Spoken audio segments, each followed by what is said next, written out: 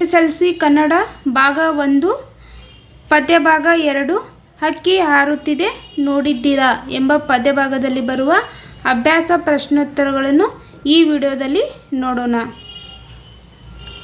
ನೋಡಿ, ಅಭ್ಯಾಸ ಪ್ರಶ್ನೋತ್ತರಗಳು ನೋಡೋಕ್ಕಿಂತ ಮೊದಲು ಲೇಖಕರ ಪರಿಚಯವನ್ನು ನೋಡೋಣ. ನೋಡಿ, ಲೇಖಕರ ಪರಿಚಯ. ಕವಿ ದ.ರಾ. ಬೇಂದ್ರೆ. ಇವರ ಪೂರ್ಣ ಹೆಸರು ದತ್ತಾತ್ರೇಯ ರಾಮಚಂದ್ರ ಬೇಂದ್ರೆ. ಇವರ ಕಾವ್ಯನಾಮ ಅಂಬಿಕಾತನಯ ದತ್ತ. ಇನ್ನು ಜನನ ಸಾಮಾನ್ಯ ಶಕ 1896 ಧಾರವಾಡದಲ್ಲಿ. ಸೇವೆ ಪ್ರೌಢಶಾಲಾ ಅಧ್ಯಾಪಕರಾಗಿ, ಸೊಲ್ಲಾಪುರದ ರಾಜಾರಾಮ್ ಕಾಲೇಜಿನಲ್ಲಿ ಕನ್ನಡ ಪ್ರಾಧ್ಯಾಪಕರಾಗಿ, ಧಾರವಾಡದ ಬಾನುಲಿ ಕೇಂದ್ರದ ಸಲಹೆಗಾರರಾಗಿ ಇವರು ಸೇವೆಯನ್ನು ಸಲ್ಲಿಸಿದ್ದಾರೆ. ಇನ್ನು ಇವರು ಬರೆದಂಥ ಕೃತಿಗಳು ನೋಡಿ, ಗರಿ, ಕೃಷ್ಣಕುಮಾರಿ, ಉಯ್ಯಾಲೆ, ಸಖಿ ಗೀತ, ನಾದಲೀಲೆ, ಮೇಘದೂತ, ಗಂಗಾವತರಣ, ಸೂರ್ಯಪಾನ, ನೆಗೆಯ ಹೊಗೆ, ಸಾಹಿತ್ಯದ ವಿರಾಟ ಸ್ವರೂಪ. ಇವು ದ.ರಾ. ಬೇಂದ್ರೆಯವರು ಬರೆದಂಥ ಕೃತಿಗಳು. ಇನ್ನು ಇವರಿಗೆ ಸಿಕ್ಕ ಪ್ರಶಸ್ತಿಗಳು ನೋಡೋಣ. ಅರಳು ಮರಳು ಕವನ ಸಂಕಲನಕ್ಕೆ ಇವರಿಗೆ ಕೇಂದ್ರ ಸಾಹಿತ್ಯ ಅಕಾಡೆಮಿ ಪ್ರಶಸ್ತಿ ದೊರಕಿದೆ. ಇನ್ನು 4 ತಂತಿ ಎಂಬ ಕವನ ಸಂಕಲನಕ್ಕೆ ಜ್ಞಾನಪೀಠ ಪ್ರಶಸ್ತಿ ಬಂದಿದೆ. ಭಾರತ ಸರ್ಕಾರದಿಂದ ಪದ್ಮಶ್ರೀ ಪುರಸ್ಕಾರ ಕೂಡ ದ.ರಾ. ಬೇಂದ್ರೆಯವರಿಗೆ ಬಂದಿದೆ. ಇನ್ನು ಇವರು 1943ರಲ್ಲಿ ಶಿವಮೊಗ್ಗದಲ್ಲಿ ನಡೆದ ಸಮಾವೇಶಗೊಂಡ 27ನೇ ಕನ್ನಡ ಸಾಹಿತ್ಯ ಸಮ್ಮೇಳನದ ಅಧ್ಯಕ್ಷರಾಗಿದ್ದರು ದ.ರಾ. ಬೇಂದ್ರೆಯವರು. ಇನ್ನು ದ.ರಾ. ಬೇಂದ್ರೆ ವಿರಚಿತ ಗರಿ ಎಂಬ ಕವನ ಸಂಕಲನದಿಂದ ಹಕ್ಕಿ ಹಾರುತ್ತಿದೆ ಎಂಬ ಪದ್ಯ ಭಾಗವನ್ನು ಆರಿಸಿ ಕವಿತೆಯನ್ನು ಆಯ್ಕೆ ಮಾಡಲಾಗಿದೆ. ಇನ್ನು ನೋಡಿ, ಅಭ್ಯಾಸಗಳು ನೋಡೋಣ.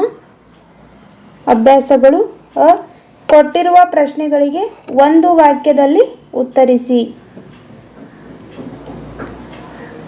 ನೋಡಿ, ಪ್ರಶ್ನೆ 1: ಹಕ್ಕಿ ಯಾವ ವೇಗದಲ್ಲಿ ಹಾರುತ್ತಿದೆ?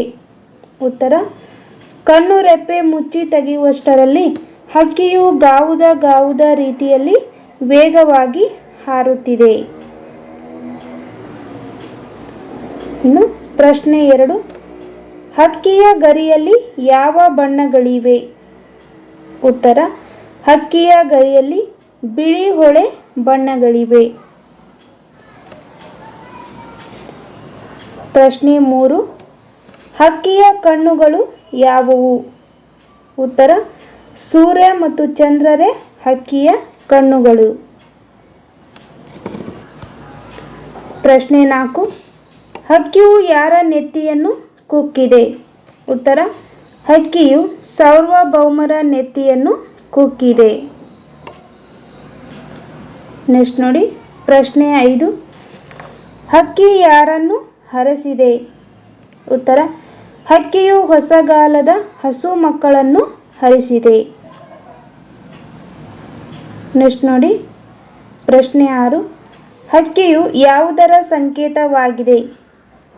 ಉತ್ತರ: ಹಕ್ಕಿಯು ಕಾಲ ಪಕ್ಷಿಯ ಸಂಕೇತವಾಗಿದೆ. ಪ್ರಶ್ನೆ 7: ಹಕ್ಕಿಯ ಚುಂಚಗಳು ಎಲ್ಲಿಯವರೆಗೂ ಚಾಚಿವೆ?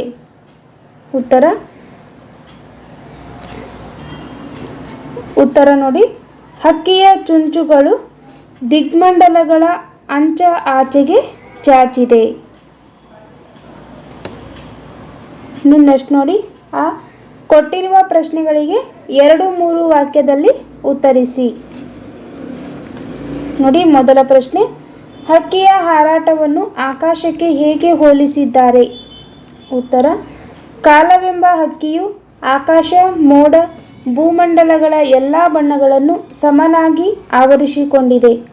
ಆಕಾಶದಲ್ಲಿರುವ ಮುಗಿಲಿಗೆ ರೆಕ್ಕೆಗಳೊಡೆದವೋ ಎಂಬಂತೆ ಆಕಾಶದಲ್ಲಿ ಮಿನುಗುತ್ತಿರುವ ಚುಕ್ಕಿಗಳ ಮಾಲೆಯನ್ನು ಕೊರಳಿಗೆ ಸಿಕ್ಕಿಸಿಕೊಂಡು ಆಕಾಶದಲ್ಲಿ ಬೆಳಗುತ್ತಿರುವ ಸೂರ್ಯ ಚಂದ್ರರನ್ನು ಕಣ್ಣುಗಳನ್ನಾಗಿ ಮಾಡಿಕೊಂಡು ಅನಂತದೆಡೆಗೆ ಹಾರಿ ಹೋಗುತ್ತಿದೆ ಎಂದು ಹಕ್ಕಿಯ ಹಾರಾಟವನ್ನು ಆಕಾಶಕ್ಕೆ ಹೋಲಿಸಿದ್ದಾರೆ. ನೆಕ್ಸ್ಟ್ ನೋಡಿ, ಎರಡನೇ ಪ್ರಶ್ನೆ. ಹೊಸಗಾಲದ ಹಸು ಮಕ್ಕಳನ್ನು ಹಕ್ಕಿ ಹೇಗೆ ಹರಿಸಿದೆ?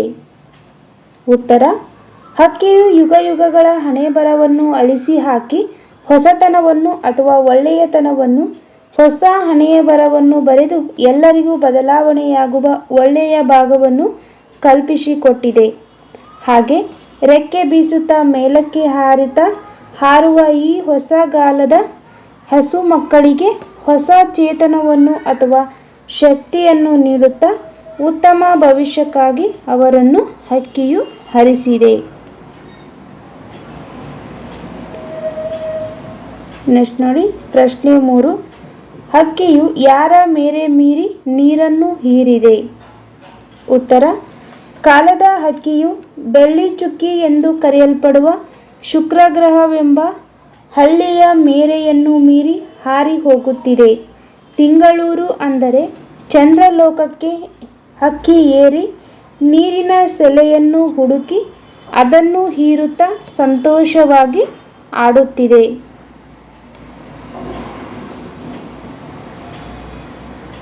ನೆಕ್ಸ್ಟ್ ನೋಡಿ, ಇನ್ನು ಈ ಕೊಟ್ಟಿರುವ ಪ್ರಶ್ನೆಗಳಿಗೆ 8-10 ವಾಕ್ಯಗಳಲ್ಲಿ ಉತ್ತರಿಸಿ. ನೋಡಿ ಉತ್ತರ: ಅಂಬಿಕಾತನಯ ದತ್ತ ಎಂಬ ಕಾವ್ಯನಾಮದಿಂದ ಪ್ರಸಿದ್ಧರಾದ ವರಕವಿ, ಶಬ್ದಗಾರುಡಿಗ ದ ರಾ ಬೇಂದ್ರೆಯವರು ನವೋದಯ ಕಾಲಘಟ್ಟದಲ್ಲಿ ಬರೆದ ಕವನಗಳಲ್ಲಿ ಹಕ್ಕಿ ಹಾರುತ್ತಿದೆ ನೋಡಿದ್ದೀರಾ ಎಂಬುದು ಪ್ರಮುಖ ಕವನವಾಗಿದೆ. ಬೇಂದ್ರೆಯವರು ಪ್ರಸ್ತುತ ಕವನದಲ್ಲಿ ಕಾಲದ ಗತಿಯನ್ನು ಹಾರುವ ಹಕ್ಕಿಯೊಂದಿಗೆ ಸಮೀಕರಿಸಿ ನೋಡುವ ಪ್ರಯತ್ನ ಮಾಡಿದ್ದಾರೆ. ಕವಿ ಬೇಂದ್ರೆ ಅವರ ಕಲ್ಪನೆ ಅಗಾಧವಾದುದು. ಕಾಲಪಕ್ಷಿಯ ವರ್ಣನೆ, ಅದರ ಕಾರ್ಯಸೂಚಿಯನ್ನು ಬೇಂದ್ರೆಯವರು ಹೆಣೆದ ಪರಿಯನ್ನು ನೋಡಿದರೆ ಅವರ ಕಲ್ಪನಾ ಸಾಮರ್ಥ್ಯ ಅರಿವಾಗುವುದು. ಇಂತಹ ಅಪಾರವಾದ ಕಲ್ಪನೆಯನ್ನು ಅತ್ಯಂತ ವ್ಯವಸ್ಥಿತವಾಗಿ ಹೆಣೆಯುತ್ತಾ ಪ್ರಸ್ತುತ ಕವನದ ಹೊಳಪನ್ನು ಕಾಯ್ದುಕೊಂಡಿರುವುದು ಸೋಜಿಗವೆನಿಸುತ್ತದೆ. ಇನ್ನು ಇರುಳು ಇರುಳು ಅಳಿದು ದಿನ ದಿನ ಬೆಳಗ್ಗೆ ಅನ್ನುವುದು ಕಾಲಮಾನದ ಪುನರಾವರ್ತನೆಯಾಗಿದೆ. ಕಾಲವು ಚಲನಶೀಲವಾದುದು, ಅದು ವಿಶ್ವವ್ಯಾಪಿಯಾದುದು. ಈ ಕಾಲಪಕ್ಷಿ ಕೇವಲ ಗತಿಶೀಲವಾಗದೆ ಪ್ರಗತಿಶೀಲವೂ ಆಗಿದೆ ಎನ್ನುತ್ತಾರೆ ಕವಿ ಬೇಂದ್ರೆ. ತೆರೆದಿಕ್ಕುವ ಹೊತ್ತು ಅಂದರೆ ನಿಮಿಷ ಮಾತ್ರ. ಅತಿ ಚಿಕ್ಕ ಕಾಲಮಾನದಲ್ಲಿ ಕೇವಲ ಕಣ್ಣು ಮಿಟುಕಿಸುವ ಸಮಯದಲ್ಲಿ ಈ ಕಾಲಪಕ್ಷಿಯು ಗಾವುದ ದೂರ ಕ್ರಮಿಸಬಲ್ಲದು. ಬೇಂದ್ರೆಯವರು ಪರಿಚಯಿಸುವ ಕಾಲಪಕ್ಷಿ ಕೇವಲ ಸಮಯ ಪಕ್ಷಿಯಲ್ಲ, ವಿಶ್ವವನ್ನೇ ತನ್ನ ಚಲನೆಯಲ್ಲಿ ಬದಲಾಯಿಸುವ ಬೃಹತ್ ಚೈತನ್ಯ ಪಕ್ಷಿ. ಇಂಥ ಪಕ್ಷಿಯನ್ನು ನೀವು ನೋಡಿದ್ದೀರಾ ಎಂದು ಸಹೃದಯದವರನ್ನು ಪ್ರಶ್ನಿಸುತ್ತಾರೆ. ವರಕವಿ ಬೇಂದ್ರೆ ಹೀಗೆ ಮೊದಲ ನುಡಿಯಲ್ಲಿಯೇ ಕಾಲಪಕ್ಷಿಯನ್ನು ಪರಿಚಯಿಸುವ ವಿಧಾನ ತುಂಬ ಸ್ವಾರಸ್ಯಕರವಾಗಿದೆ. ಕಲ್ಪನೆಯಂತೆ ಕಾಣುವ ಪದದಲ್ಲಿ ವಾಸ್ತವತೆಯನ್ನು ಬಳಸುವ ಬೇಂದ್ರೆ ಪ್ರತಿಭೆಯ ರಸಾಸ್ವಾದನೆಯ ಮೌಲ್ಯವನ್ನು ಕಾಣಬಹುದು. ನೋಡಿ, ಹೀಗೆ ಕವಿ ಹಕ್ಕಿಯನ್ನು ಕಾಲಗತಿಗೆ ಹೋಲಿಸುತ್ತಾ ಹೇಳಿರುವ ಮಾತುಗಳು ಇವಾಗಿವೆ. ಇನ್ನು ನೆಕ್ಸ್ಟ್ ಪ್ರಶ್ನೆ ನೋಡಿ, ಸಂದರ್ಭ ಸಹಿತ ಸ್ವಾರಸ್ಯವನ್ನು ವಿವರಿಸಿ. ಅದರಲ್ಲಿ ಮೊದಲ ಪ್ರಶ್ನೆ, ರೆಕ್ಕೆಗಳೆರಡು ಪಕ್ಕದಲ್ಲುಂಟು. ಇನ್ನು ಆಯ್ಕೆ, ಪ್ರಸ್ತುತ ಸಾಲನ್ನು ದ ರಾ ಬೇಂದ್ರೆಯವರು ವಿರಚಿತ ಗರಿ ಎಂಬ ಕವನ ಸಂಕಲನದಿಂದ ಆಯ್ದ ಹಕ್ಕಿ ಹಾರುತ್ತಿದೆ ನೋಡಿದ್ದೀರಾ ಎಂಬ ಪದ್ಯಪಾಠದಿಂದ ಆರಿಸಿಕೊಳ್ಳಲಾಗಿದೆ. ಸಂದರ್ಭ, ಕವಿ ದ ರಾ ಬೇಂದ್ರೆಯವರು ಚಲನಶೀಲವಾದ ಕಾಲದ ಗತಿಯನ್ನು ಹಾರುವ ಹಕ್ಕಿಗೆ ಸಮೀಕರಿಸಿ ವರ್ಣಿಸುತ್ತಾ ವೇಗವಾಗಿ ಸಾಗುವ ಕಾಲಪಕ್ಷಿಗೆ ಕರಿಯ ಪುಚ್ಚಗಳು ಇವೆ, ಬಿಳಿಯ ಬಣ್ಣದ ಗರಿಗಳಿವೆ, ಕೆಂಪಾದ ಹೊನ್ನಿನ ಬಣ್ಣದ ರೆಕ್ಕೆಗಳು ಎರಡು ಪಕ್ಕದಲ್ಲಿ ಇವೆ ಎಂದು ಈ ಮಾತನ್ನು ಹೇಳುತ್ತಾರೆ. ಇನ್ನು ಇಲ್ಲಿನ ಸ್ವಾರಸ್ಯ, ಕಾಲದ ಮೂರು ಅವಸ್ಥೆಗಳಾದ ಭೂತಕಾಲ, ವರ್ತಮಾನ ಮತ್ತು ಭವಿಷ್ಯತ್ ಕಾಲಗಳನ್ನು ಬಣ್ಣದ ಹೋಲಿಕೆಯ ಮುಖಾಂತರ ವರ್ಣಿತವಾಗಿರುವುದು. ಕವಿ ಈ ಮಾತನ್ನು ಬಹು ಸ್ವಾರಸ್ಯಕರವಾಗಿ ವರ್ಣಿಸಿದ್ದಾರೆ. ಈ ರೀತಿ ನೀವು ಸಂದರ್ಭಾನುಸಾರ ಬರೆಯುವಾಗ ಆಯ್ಕೆ, ಸಂದರ್ಭ, ಸ್ವಾರಸ್ಯ ಹಾಕಿ ಬರಿಬೇಕು. ಇನ್ನು ನೆಕ್ಸ್ಟ್ ನೋಡಿ, ಪ್ರಶ್ನೆ 2. ಸಾರ್ವಭೌಮರ ನೆತ್ತಿಯ ಕುಕ್ಕಿ. ಸಾರ್ವಭೌಮರ ನೆತ್ತಿಯ ಕುಕ್ಕಿ. ನೋಡಿ ಉತ್ತರ. ಮೊದಲನೇದಾಗಿ ಆಯ್ಕೆ, ಪ್ರಸ್ತುತ ಸಾಲನ್ನು ದ.ರಾ ಬೇಂದ್ರೆಯವರು ಬರೆದಂಥ ಗರಿ ಎಂಬ ಕವನ ಸಂಕಲನದಿಂದ ಆಯ್ದ ಹಕ್ಕಿ ಹಾರುತ್ತಿದೆ ನೋಡಿದ್ದೀರಾ ಎಂಬ ಪದ್ಯಪಾಠದಿಂದ ಆರಿಸಿಕೊಳ್ಳಲಾಗಿದೆ. ಸಂದರ್ಭ, ಕವಿ ದ.ರಾ ಬೇಂದ್ರೆಯವರು ಚಲನಶೀಲವಾದ ಕಾಲದ ಗತಿಯನ್ನು ಹಕ್ಕಿಗೆ ಸಮೀಕರಿಸಿ ವರ್ಣಿಸುತ್ತಾ, ಕಾಲಪಕ್ಷಿಯು ತನ್ನ ಪಯಣದಲ್ಲಿ ಅನೇಕ ಸಣ್ಣ ಸಣ್ಣ ರಾಜಮನೆತನಗಳನ್ನು ಹಾಗೂ ದೊಡ್ಡ ದೊಡ್ಡ ಸಾಮ್ರಾಜ್ಯಗಳನ್ನು ಕಟ್ಟಿ ಅವುಗಳ ಪ್ರಗತಿ ಮತ್ತು ವಿನಾಶಕ್ಕೆ ಕಾರಣವಾಗಿದೆ. ಅಲ್ಲದೆ ಗತಕಾಲದ ಭೂಮಂಡಲದ ಮೇಲೆ ಸಾರ್ವಭೌಮರೆಂದು ಮೆರೆಯುತ್ತಿದ್ದ ಸಾಮ್ರಾಟರ ನೆತ್ತಿಯನ್ನು ಕುಕ್ಕಿ ಅವರ ಅಹಂಕಾರವನ್ನು ಮೆಟ್ಟಿ ನಿಂತಿದೆ ಎಂದು ಹೇಳುವಾಗ ಕವಿ ಈ ಮೇಲಿನ ಮಾತನ್ನು ಹೇಳಿದ್ದಾರೆ. ಇನ್ನು ಇಲ್ಲಿನ ಸ್ವಾರಸ್ಯ, ಕಾಲದ ಗತಿಯಲ್ಲಿ ವೈಭವದಿಂದ ಅಹಂಕಾರದಿಂದ ಮೆರೆದ ಸಾರ್ವಭೌಮರೆಲ್ಲರೂ ನಾಮಾವಶೇಷವಾಗಿದ್ದಾರೆ, ಅಂದರೆ ಹೆಸರುಳಿಯದೆ ಹೋಗಿದ್ದಾರೆ ಎಂಬುದು ಈ ಮಾತಿನಲ್ಲಿ ಸ್ವಾರಸ್ಯಪೂರ್ಣವಾಗಿ ವ್ಯಕ್ತವಾಗಿಕೊಂಡಿದೆ. ನೆಕ್ಸ್ಟ್ ನೋಡಿ, ಪ್ರಶ್ನೆ 3. ಬಲ್ಲರು ಯಾರ ಹಾಕಿದ ಹೊಂಚ. ಬಲ್ಲರು ಯಾರ ಹಾಕಿದ ಹೊಂಚ. ಆಯ್ಕೆ ನೋಡಿ, ಪ್ರಸ್ತುತ ಸಾಲನ್ನು ದ.ರಾ ಬೇಂದ್ರೆಯವರು ವಿರಚಿತ ಗರಿ ಎಂಬ ಕವನ ಸಂಕಲನದಿಂದ ಆಯ್ದ ಹಕ್ಕಿ ಹಾರುತ್ತಿದೆ ನೋಡಿದ್ದೀರಾ ಎಂಬ ಪದ್ಯಪಾಠದಿಂದ ಆರಿಸಿಕೊಳ್ಳಲಾಗಿದೆ. ಸಂದರ್ಭ, ಕವಿ ದ.ರಾ ಬೇಂದ್ರೆ ಅವರು ಚಲನಶೀಲವಾದ ಕಾಲದ ಗತಿಯನ್ನು ಹಾರುವ ಹಕ್ಕಿಗೆ ಸಮೀಕರಿಸಿ ವರ್ಣಿಸುತ್ತಾ, ವಿಶ್ವದ ಅನಂತ ದಿಕ್ಕುಗಳ ಅಂಚನ್ನು ಕಾಲದ ಪಕ್ಷಿಯು ಮುಟ್ಟಿದೆ. ಇಷ್ಟೇ ಅಲ್ಲ, ಈ ಅನಂತತೆಯ ಆಚೆಯೂ ಕಾಲ ಪಕ್ಷಿಯ ಮನೋಗತ ಅರ್ಥವಾಗುವುದು ಅಸಾಧ್ಯವಾದುದು ಎಂದು ಹೇಳುವ ಸಂದರ್ಭದಲ್ಲಿ ಈ ಮಾತನ್ನು ಹೇಳುತ್ತಾರೆ. ಸ್ವಾರಸ್ಯ, ಕಾಲಪಕ್ಷಿಯು ಸೃಷ್ಟಿಕರ್ತನ ಬ್ರಹ್ಮಾಂಡವನ್ನೇ ಒಡೆಯುವ ಸಂಚು ಹಾಗೂ ಹೊಸ ಸೃಷ್ಟಿಯ ನಿರ್ಮಾಣದ ಬೆರಗು ಈ ಮಾತಿನಲ್ಲಿ ಸ್ವಾರಸ್ಯಪೂರ್ಣವಾಗಿ ವ್ಯಕ್ತಗೊಂಡಿದೆ. ನೆಕ್ಸ್ಟ್ ನೋಡಿ, ಪ್ರಶ್ನೆ 4. ಹೊಸಗಾಲದ ಹಸು ಮಕ್ಕಳ ಹರಸಿ. ಆಯ್ಕೆ, ಪ್ರಸ್ತುತ ಸಾಲನ್ನು ದ.ರಾ ಬೇಂದ್ರೆಯವರು ಬರೆದ ಗರಿ ಎಂಬ ಕವನ ಸಂಕಲನದಿಂದ ಆಯ್ದ ಹಕ್ಕಿ ಹಾರುತ್ತಿದೆ ನೋಡಿದ್ದೀರಾ ಎಂಬ ಪದ್ಯಪಾಠದಿಂದ ಆರಿಸಿಕೊಳ್ಳಲಾಗಿದೆ.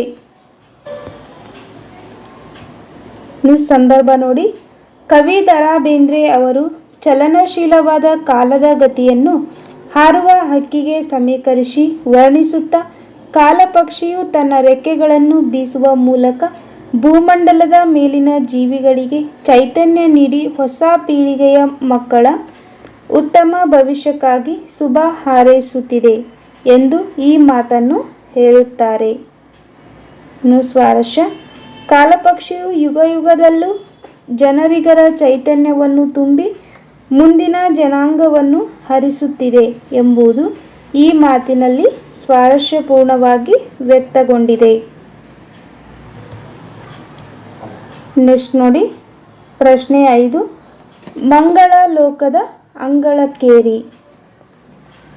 ಆಯ್ಕೆ, ಪ್ರಸ್ತುತ ಸಾಲನ್ನು ದ.ರಾ ಬೇಂದ್ರೆಯವರು ವಿರಚಿತ ಗರಿ ಎಂಬ ಕವನ ಸಂಕಲನದಿಂದ ಆಯ್ದ ಹಕ್ಕಿ ಹಾರುತ್ತಿದೆ ನೋಡಿದ್ದೀರಾ ಎಂಬ ಪದ್ಯಪಾಠದಿಂದ ಆರಿಸಿಕೊಳ್ಳಲಾಗಿದೆ. ಸಂದರ್ಭ: ಕವಿ ದ ರಾ ಬೇಂದ್ರೆಯವರು ಚಲನಶೀಲವಾದ ಕಾಲದ ಗತಿಯನ್ನು ಹಾರುವ ಹಕ್ಕಿಗೆ ಸಮೀಕರಿಸಿ ವರ್ಣಿಸುತ್ತಾ, ಕಾಲದ ಓಟದಲ್ಲಿ ಬೆಳ್ಳಿ ಅಂದರೆ ಶುಕ್ರ ಗ್ರಹವು ಮನುಷ್ಯನಿಗೆ ಕೇವಲ ಹಳ್ಳಿಯಾಗಬಹುದು, ಚಂದ್ರಲೋಕವು ಬರೀ ಊರಾಗಬಹುದು ಹಾಗೂ ಮಂಗಳ ಲೋಕವು ಭೂಮಿಗೆ ಬರೀ ಅಂಗಳವಾಗಬಹುದು. ಈ ಆಕಾಶಕಾಯಗಳು ಮಾನವನಿಗೆ ಆಡಲು ಹಾಗೂ ಹಾರಾಡಲು ಅಂಗಳವಾಗಬಹುದು ಎಂದು ತಿಳಿಸುವ ಸಂದರ್ಭದಲ್ಲಿ ಈ ಮಾತನ್ನು ಹೇಳುತ್ತಾರೆ. ಇನ್ನು ಇಲ್ಲಿನ ಸ್ವಾರಸ್ಯ: ಮಾನವನು ಭೂಮಿಯಿಂದ ಇತರ ಗ್ರಹ ಉಪಗ್ರಹಗಳಿಗೆ ಸಂಚರಿಸಬಹುದಾದ ದಾರ್ಶನಿಕ ಮುನ್ನೋಟ, ಪ್ರಪಂಚದಲ್ಲಾಗುವ ವೈಜ್ಞಾನಿಕ ವೈಚಿತ್ರ್ಯ, ವಿಸ್ಮಯದ ಸ್ವಾರಸ್ಯವು ಈ ಮಾತಿನಲ್ಲಿ ಸ್ಪಷ್ಟವಾಗಿ ವ್ಯಕ್ತಗೊಂಡಿದೆ. ಇಲ್ಲಿಗೆ ಸಂದರ್ಭ ಸಹಿತ ಸ್ವಾರಸ್ಯ ಪ್ರಶ್ನೆಗಳು ಮುಗೀತು. ಇನ್ನು ನೆಕ್ಸ್ಟ್ ನೋಡಿ, ಹೊಂದಿಸಿ ಬರೆಯಿರಿ. ನೋಡಿ, ಮೊದಲೇದು ಹಕ್ಕಿ. ಇದು ಯಾವುದಕ್ಕೆ ಹೊಂದಿದಪ್ಪ ಅಂದರೆ ಹಕ್ಕಿ ಇದೊಂದು ಪಕ್ಷಿ. ಒಂದನೇದು ಹಕ್ಕಿ ಪಕ್ಷಿ. ಇನ್ನು ನಾಲ್ಕು ತಂತಿ, ಇದು ದ ರಾ ಬೇಂದ್ರೆಯವರ ಕೃತಿ. ಈ ಕೃತಿಗೆ ಜ್ಞಾನಪೀಠ ಪ್ರಶಸ್ತಿ ಬಂದಿದೆ. ನಾಲ್ಕು ತಂತಿ ಜ್ಞಾನಪೀಠ ಪ್ರಶಸ್ತಿ. ಇನ್ನು ನೀಲ ಮೇಘ ಮಂಡಲ ಸಮಬಣ್ಣ, ಮೂರನೇದು ಸಮಬಣ್ಣ. ಇನ್ನು 4 ರಾಜ್ಯದ ಸಾಮ್ರಾಜ್ಯದ ತೆನೆ ಹೊಕ್ಕಿ. ಇದು ಕರೆಕ್ಟ್ ಆಗಿದೆ. 4ನೇದು ತೆನೆ ಹೊಕ್ಕಿ. ಇನ್ನು ತೇಲಿಸಿ ಮುಳುಗಿಸಿ ಕಂಡ ಖಂಡಗಳ. 5ನೇದು ಕಂಡ ಖಂಡಗಳ. ಇನ್ನು 6 ಮಂಗಳ ಅಂಗಳಕ್ಕೇರಿ.